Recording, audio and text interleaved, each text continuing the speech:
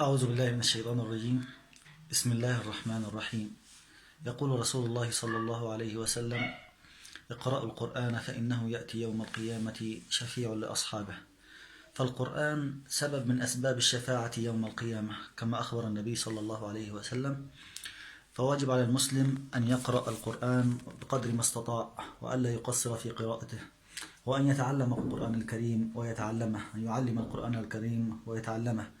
فكما أخبر النبي صلى الله عليه وسلم: خيركم من تعلم القرآن وعلمه. وحكم تعلم القرآن الكريم فهو واجب على كل مسلم، فإنك إن كنت تستطيع أن تتعلم القرآن الكريم وأهملت فيه فإن قراءتك ربما تكون حراما، فإنك لو كسرت المفتوح أو ضميت المكسور فقد تدخل في الحرمة.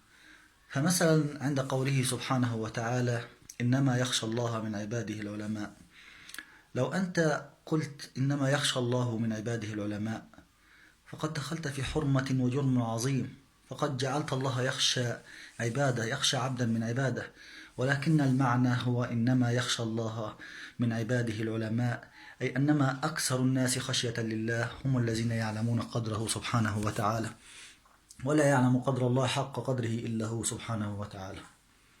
فيجب على كل مسلم أن يتعلم الأحكام ويتعلم كيف يقرأ القرآن الكريم حتى يكون بذلك قد فاز بالثواب العظيم. وفضل قراءة القرآن الكريم فضل عظيم، فكما أخبر النبي صلى الله عليه وسلم أن بكل حرف 10 حسنات، والحسنة ب10 أمثالها إلى 700 ضعف، والله يضاعف لمن يشاء. يقول النبي صلى الله عليه وسلم: لم أقل ألف لام ميم حرف، بل ألف حرف ولام حرف وميم حرف. فإنك إن قرأت صفحة واحدة من القرآن الكريم عقب كل صلاة فإنك تتحصل بذلك على الحسنات وعلى الفضل العظيم. أحد السلف رضي الله عنهم وأرضاهم كان يقرأ القرآن كثيرا ولكنه لا يحفظه، فقال له ابنه لما رآه مصر على القراءة: ما الذي يدفعك إلى القراءة كثيرا وأنت لا تحفظ القرآن؟